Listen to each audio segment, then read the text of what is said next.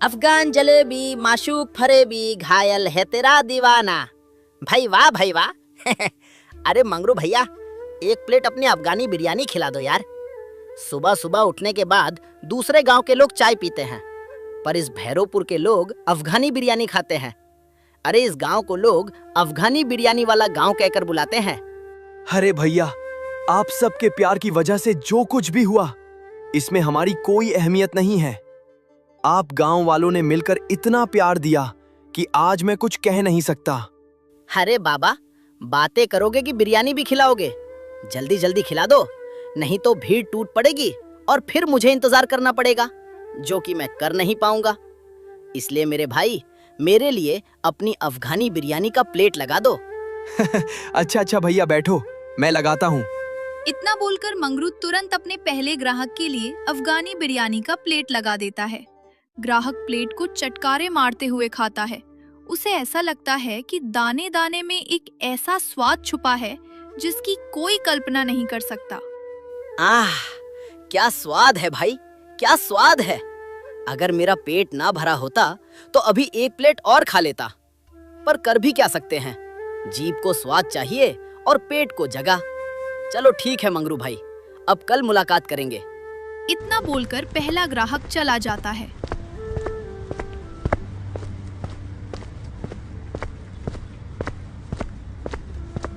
और फिर देखते ही देखते थोड़ी ही देर में भीड़ उमड़ पड़ती है। अरे भाई लोग, रुको रुको। आप लोग ऐसे चारों तरफ से मुझे घेर कर रखे हो जैसे मैं कोई जादूगर हूँ। थोड़ा सब्र करो, सबको मिलेगा। मैं ऐसे रोज चिल्लाता हूँ, पर तुम सब मानते नहीं हो। अरे मंगरू भाई, बिल्कुल भी नहीं मानेंगे। कल मैं आया था और फिर तुमने ऐसा बोला, मैं जाकर बैठ गया। फिर मुझे खाने को ही नहीं मिला, बिरयानी खत्म हो गई। ऐसा करो, आज मुझे पहले दे दो, और हाँ, घर के लिए भी पैक कर दो। देखो मंटू भाई, मैं घर के लिए नहीं पैक कर सकता, क्योंकि मेरे पास ज्यादा बिरयानी नहीं है। जिसे खाना है वो ठेले पर आकर खा सकता है। अरे मंगरू भाई, मेरी पत्नी कैसे दुकान पर आएगी? अभी तो उसे महीने भी नहीं हुए शादी को। बोलो, क्या मैं उसे ठेले पर लेकर आऊं? देख लो, मेरा दिमाग भी नहीं काम कर रहा है। अरे हाँ, तुम्हारी शादी को अभी महीने भी नहीं हुए। चलो ठीक है, कल सुबह आ जाना। मैं तुम्हारे लिए पहले से पैक करके रखूंगा, प्रॉमिस करता हूँ। प्रॉमिस मत करो भैया, लेकर तो जाऊंगा, आज ही जाऊंगा। नहीं तो ठेले के सामने बैठकर जन प्रदर्शन करूंगा। ठीक है बाबा, ठीक है, पर उसके लिए तुम्हें थोड़ा इंतजार करना होगा। पहले मैं आए हुए ग्राहकों को दे दूं, वे सब खा लें, फिर मैं तुम्हारा भी पैक कर दूंगा। इतना बोलकर मंगरू सभी ग्राहकों के लिए प्लेट लगा देता है। और फिर मंटू की पत्नी के लिए भी वो अपनी अफगानी बिरयानी पैक कर देता है।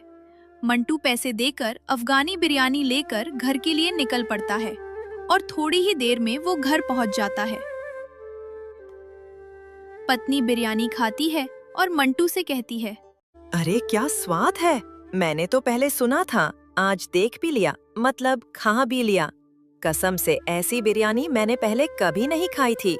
मैं तो इस बिरयानी की दीवानी हो गई, दीवानी।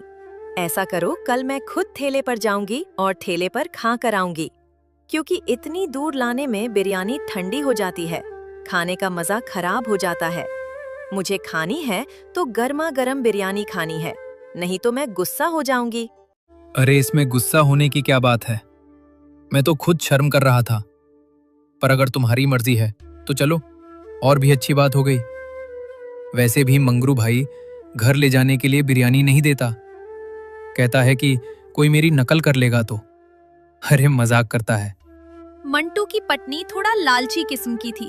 उसके मन में एक विचार आ गया था कि किसी तरह मंगरू की बिरयानी का नुस्खा जान ले और फिर मंटू के लिए एक ठेला खुलवा दे। इधर मंटू की पत्नी चंपा ये सब सोचती रहती है और उधर मंगरू अपना सारा अफगानी बिरयानी बेचकर घर जाता है और पैसे अपनी पत्नी माया को दे देता है। लो माया, आज भी अच्छी बिक्री हुई। गांव वाले तो मेरी बिरयानी के दीवाने हो गए हैं। पैसे तो ठीक है मंगरू, पर हमें एक जरूरी बात करनी है। क्या कुछ हुआ है क्या?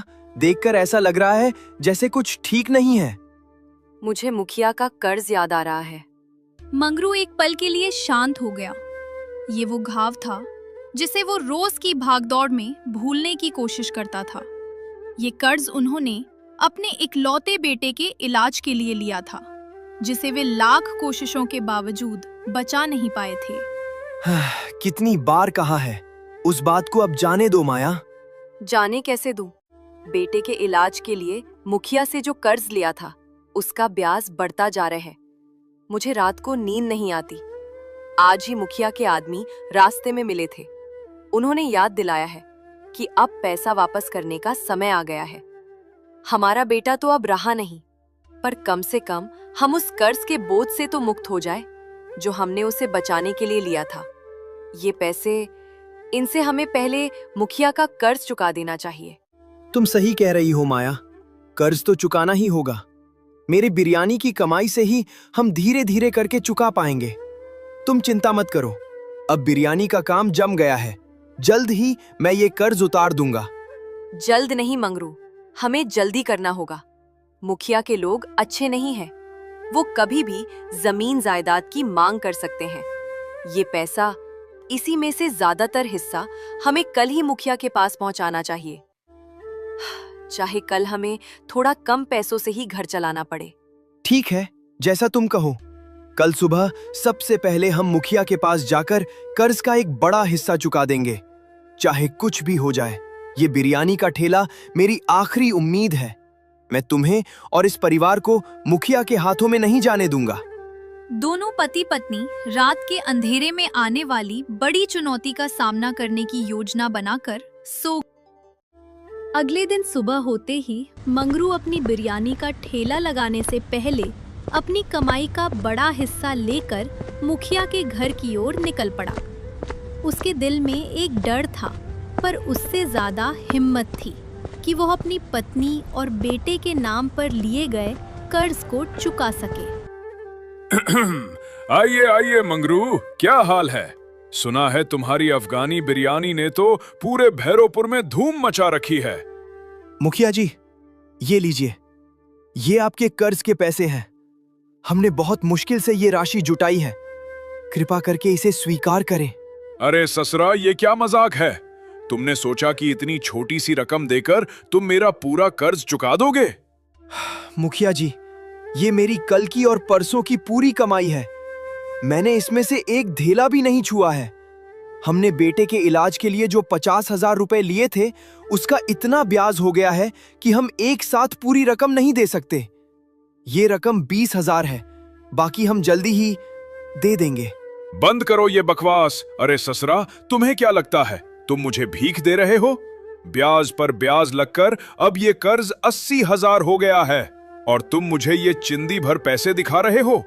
साफ साफ सुन ले मंगरू, अगर तुमने अगले 4 दिन के भीतर पूरा 80,000 नहीं चुकाया तो भूल जाना कि तुम्हारी कोई जमीन जायदाद है। ये ठेला और तुम्हारी वो छोटी सी खेती की जमीन दोनों मेरी हो जाएंगी और फिर तुम्हारी बीवी और तुम्हारा घर का सामान सब जब्त हो जाएगा।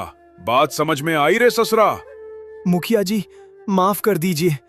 4 दिन में मैं इतना पैसा नहीं जुटा सकता। आप मेरी जान ले लीजिए, पर यह जमीन मत लीजिए। उसी से हमारी रोजी रोटी चलती है। मैं आपसे सिर्फ 1 महीने का समय मांगता हूं। 1 महीने में मैं दिन रात मेहनत करके जैसे भी हो आपकी पूरी रकम चुका दूंगा। बस 1 महीना दे दीजिए। ठीक है मंगरू, मैं तुम्हें 1 महीना का समय देता हूं, पर याद रखना, अगर 30 दिन बाद तुम्हारा एक भी पैसा कम हुआ तो मैं तुझे भैरोपुर से बेदखल कर दूंगा। उस दिन मैं कोई बहाना नहीं सुनूंगा। जाओ और अपनी बिरयानी को ऐसी बनाओ कि लोग सोने के दाम पर भी खरीद लें। मुखिया की इतनी बात सुनकर मंगरू तुरंत अपने घर आता है और सारी बातें माया को बताकर अपना ठेला गांव के चौपाल के पास लगा देता है। ठेला लगते ही लोगों की भीड़ जुटने लगी। मंगरू ग्राहकों को जल्दी जल्दी बिरयानी परोस रहा था।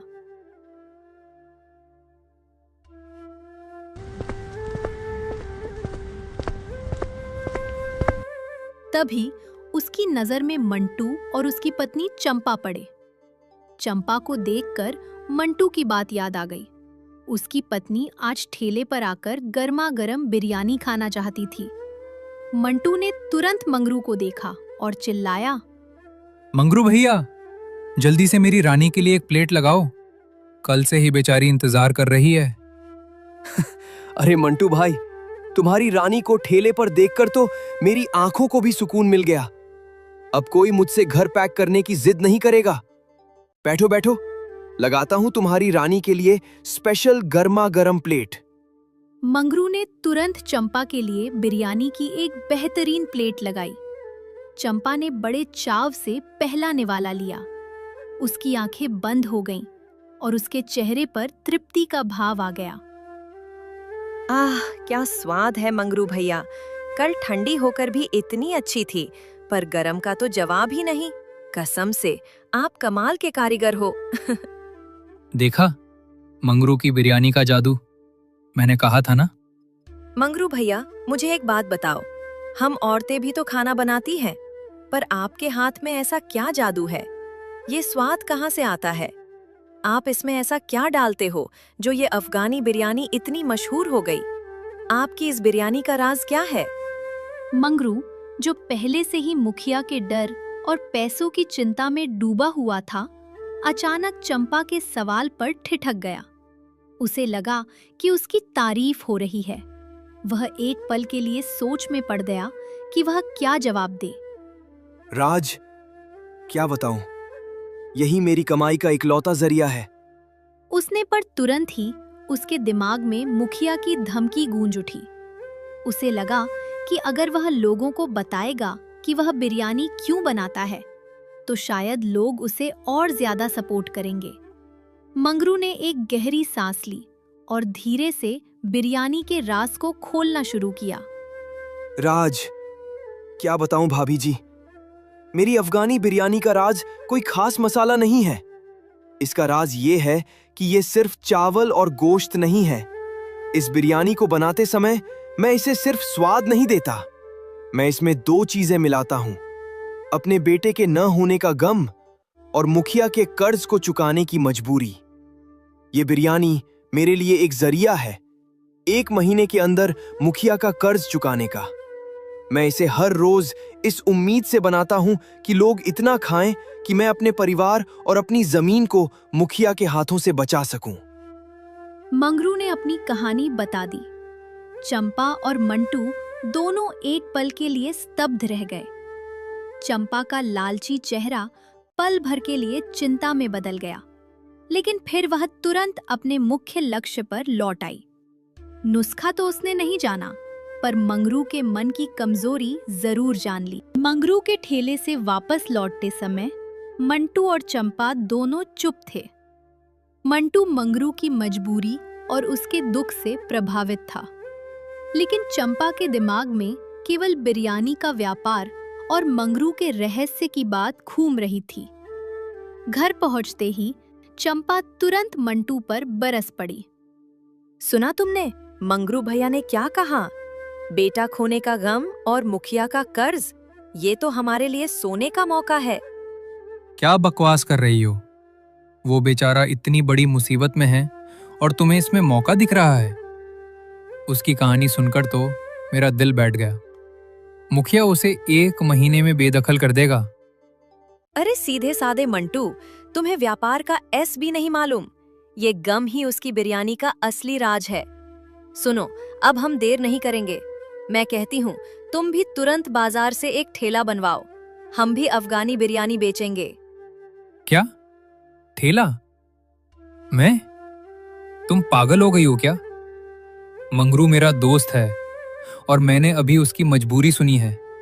वो 1 महीने में अपनी जमीन बचाने की कोशिश कर रहा है और तुम कह रही हो कि मैं उसी की नकल करके उसी के सामने ठेला लगा दूं। मैं ऐसा बिल्कुल नहीं करूंगा। चंपा का चेहरा गुस्से से तमतमा उठा। उसने तुरंत अपनी रणनीति बदली। वो जानती थी कि मंटू सीधा सादा है और उसकी बात आसानी से नहीं मानेगा, खासकर तब जब वह मंगरू के दुख से प्रभावित हो। वो जिद पर अड़ गई, लेकिन अब उसकी जिद में चालाकी थी। देखो मंटू, मंगरू की मजबूरी का फायदा उठाना नहीं है, हम तो उसकी मदद कर रहे हैं। अगर हम भी बिरयानी बेचेंगे तो गांव में बिरयानी का नाम और फैलेगा। और मंगरू अकेला 80,000 कैसे कमाएगा? अगर हम भी कमाएंगे तो हम उसकी मदद कर सकते हैं। सोचो, 2 ठेले होंगे तो जल्दी कर्जा चुकाया जा सकेगा। मदद? तुम क्या कह रही हो? हाँ, मंगरू को नहीं बताना कि हम क्या कर रहे हैं, पर हम अपनी कमाई में से उसे चुपके से कुछ पैसा दे सकते हैं। उसकी जमीन बच जाएगी और जब तक उसका कर्जा चुका नहीं जाता, हम भी थोड़ा पैसा कमा लेंगे। ये मुनाफा और मदद दोनों है। और अगर हमने उसका नुस्खा जान लिया तो हम मंगरू को और भी बेहतर बिरयानी बनाना सिखा सकते हैं ताकि वो जल्दी अमीर हो जाए। हाँ, अगर चंपा की कमाई से मंगरू की मदद हो जाए तो इसमें बुराई क्या है? पर मुझे बिरयानी बनानी कहाँ आती है? बिरयानी बनाना मेरा काम है, तुम चिंता मत करो। तुम तो बस ठेला लगाओगे और ग्राहक संभालोगे। मेरी बिरयानी का स्वाद भी कम नहीं होगा। बस तुम ठेला लाने की तैयारी करो, हम कल से ही काम शुरू करेंगे। ठीक है चंपा, अगर तुम सच में मंगरू की मदद करना चाहती हो तो ठीक है, मैं बाजार से ठेला बनवाता हूँ। पर अगर मंगरू को दुख हुआ तो मैं ये काम तुरंत बंद कर दूंगा। अगले दिन भैरोपुर गांव के चौपाल पर एक अजीब नजारा था। जहां कल तक सिर्फ मंगरू का अफगानी बिरयानी का ठेला लगता था, वहीं आज थोड़ी ही दूरी पर एक नया चमचमाता ठेला खड़ा था। इस पर बड़े बड़े अक्षरों में लिखा था, मंटू की देशी बिरयानी वाला। आओ भाई आओ, गर्मा गर्म देसी बिरयानी, घर के मसालों से बनी असली स्वाद। इधर मंटू ऐसे चिल्लाकर ग्राहकों को बुला रहा था और उधर मंगरू। अरे मंगरू भाई, आज क्या बात है? आपका मुंह क्यों उतरा हुआ है? क्या बिरयानी का स्टॉक कम है? नहीं भाई, स्टॉक तो आज 2 गुना है, पर भीड़ कम है। अब क्या करूं? 1 महीने में कर्जा चुकाना है और अगर यही हाल रहा तो। भीड़ तो कम होगी ही मंगरू भाई। आपको पता नहीं क्या, गांव में एक और बिरयानी का ठेला लगा है। हाँ, देखा है, पर वो किसका है? शायद कोई बाहर का आया होगा। बाहर का नहीं मंगरू भाई, वो अपना मंटू है और उसकी पत्नी चंपा बिरयानी बना रही है। उसने आज सुबह से ही ठेला लगा दिया है। तुम सच कह रहे हो रमेश? मंटू ने ठेला लगाया है? हाँ भाई, क्या बताऊं, मुझे भी अजीब लगा। बेचारा एक तरफ मुखिया का डर है और दूसरी तरफ अपना ही दोस्त। मंगरू ने रमेश की बात पूरी होने से पहले ही उसे जाने का इशारा किया।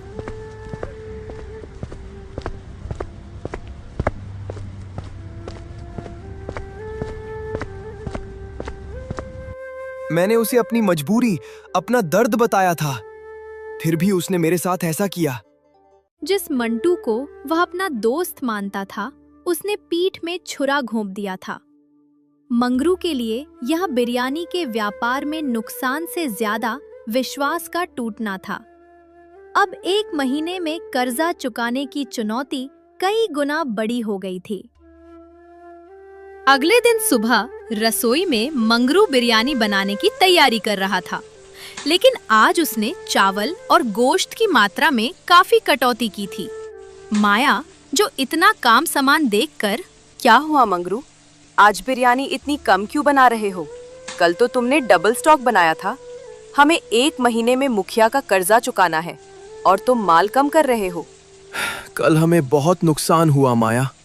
जितना स्टॉक मैंने बनाया था उसका 1/3 भी नहीं बिक पाया। नुकसान? क्यों? तुम्हारी बिरयानी तो पूरे गांव में सबसे मशहूर है। क्या हुआ था? असल में कल गांव के चौपाल पर एक और बिरयानी का ठेला लगा था और वो ठेला वो मंटू का था माया। मंटू? वही मंटू जिसे तुमने कल अपनी सारी मजबूरी बताई थी? वो कैसे कर सकता है? उसकी पत्नी चंपा ने ही उसे ये सब करने पर मजबूर किया होगा। वो कल मेरे पास बिरयानी का राज जानने आई थी। जब मैंने उसे अपनी मजबूरी बताई तो उसने उसका फायदा उठाया और मंटू को ठेला लगाने को कह दिया। हमारे ग्राहक अब बढ़ गए हैं माया। जो लोग उत्सुकता में उसके पास गए, शायद अब वो भी कुछ लोगों को खींच लेगा। हमें 1 महीने में 80,000 चाहिए और इस हाल में। तो अब क्या? क्या हम हार मान लें? क्या हम उस लालची चंपा और मुखिया के डर से अपना ठेला बंद कर दें? नहीं माया, हम हार नहीं मानेंगे। आज मैंने बिरयानी कम बनाई है, ये इसलिए नहीं कि मैं डर गया हूँ, ये इसलिए है ताकि कल फिर से नुकसान ना हो। हमें सोच समझकर कदम उठाना होगा। हमारे पास 80,000 कमाने के लिए सिर्फ 1 महीना है। मंटू और चंपा की बिरयानी भले ही देसी हो, लेकिन मेरी बिरयानी में मेरा गम और ईमानदारी है। मैं जानता हूं कि मेरे ग्राहक अंत में मेरे पास ही आएंगे। मैं किसी की बुराई नहीं करूंगा, नहीं किसी से लड़ूंगा। मैंने अपना दुख और अपनी मजबूरी दोनों भगवान के सामने रख दी है। मैं अब किसी इंसान पर नहीं, बल्कि अपनी मेहनत और भगवान पर भरोसा करता हूं। वो हमें इस मुसीबत से जरूर निकालेंगे। इतनी बात कर मंगरू बिरयानी तैयार कर अपना ठेला गांव के चौपाल पर लगा देता है और दूसरी साइड चंपा और मंटू ठेला लगाकर बिरयानी बेच रहे थे। जब से चंपा ठेले पर आने लगी, तब से गांव के सभी निठल्ले और कामचोर चंपा को देखने के चक्कर में बिरयानी खाने चले आते थे और उधर मंगरू के ठेले पर बूढ़े ही जाते थे। स्वाद में कोई ज्यादा फर्क नहीं था। धीरे धीरे वक्त बीता। महीने की आखिरी रात जब पूरा गांव सो रहा था, तब माया और मंगरू जाग रहे थे। अब क्या होगा? अपना जो कुछ भी था सब बर्बाद हो गया। आज आखिरी रात है और हमारे पास अभी सिर्फ 50,000 रुपए ही इकट्ठा हो सके हैं। अब हमें अपना खेत घर छोड़ना होगा। हाँ माया, हमने कभी नहीं सोचा था कि ऐसा भी दिन आएगा। हे भगवान, क्या करूं मैं? अब आप ही कुछ कर सकते हैं मालिक। हमारी नाव अब आपके हाथों में ही है। चलो अब सो जाओ। आज आखिरी दिन तो ढंग से सो लो। क्या पता आज के बाद हमारा घर हमारा ना रहे, मुखिया का हो जाए। ऐसा मत बोलो माया, पता नहीं क्यों मुझे घबराहट सी हो रही है। अगर मुखिया मान गया तब ठीक है, नहीं तो चलेंगे कहीं और। इतनी बात कर दोनों सो जाते हैं और फिर अगली सुबह चौपाल पर सिर्फ मंटू का ठेला लगता है। गांव में एक ही ठेला लगने के कारण मंटू की दुकान पर काफी भीड़ लगी रहती है। मंगरू के ग्राहक भी मंटू की दुकान पर खाने आए थे। ये देखकर मंटू तुरंत मंगरू के ग्राहक से पूछ पड़ता है, काका क्या हुआ? आज आप मेरे ठेले पर क्यों? मंगरू से भी लड़ाई हो गई है क्या, जो आज उसके ठेले पर नहीं गए? अरे कम से कम उसके भी ठेले पर जाया करो, हमें कोई दिक्कत नहीं है। बस घर अच्छे से चल जाए, इतना ही काफी है। अरे बेटा मंटू, तुम्हारी बात बिल्कुल ठीक है, लेकिन आज मंगरू ने ठेला नहीं खोला है, पता नहीं क्यों। अब वो बहुत ज्यादा परेशान रहता है।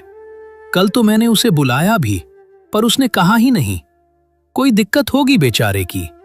मंगरू ने ठेला नहीं खोला, इसका क्या मतलब हो सकता है? अरे हाँ, मुझे याद आया, आज तो महीने का आखिरी दिन है। मंगरू को मुखिया के घर जाना होगा। शायद उसके पास पैसे ना होने के कारण वो परेशान है।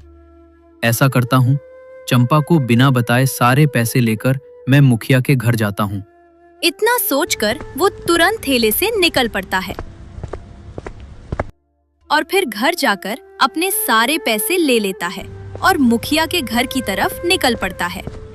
उधर मंगरू मुखिया के घर पैसे लेकर देने गया होता है, लेकिन कम पैसा होने के कारण मुखिया मंगरू के ऊपर चिल्लाता है, अरे ससुरा, जब तेरे को बताया था कि मुझे पूरा पैसा चाहिए, तो तूने ही बोला था कि मैं पैसे दे दूंगा। मुझे तो चाहिए पूरे पैसे आज। 1 दिन का वक्त है, अगले दिन तुम्हारा घर और खेत मेरा होगा। कुछ तो रहम करो मुखिया जी, मैं आपसे पैसे उधार लिए। मेरा बेटा मर गया, मैं बहुत मजबूर हूँ। मेरा दोस्त मंटू ने गांव में दूसरा ठेला लगा लिया, उतनी मेरी बिक्री नहीं होती।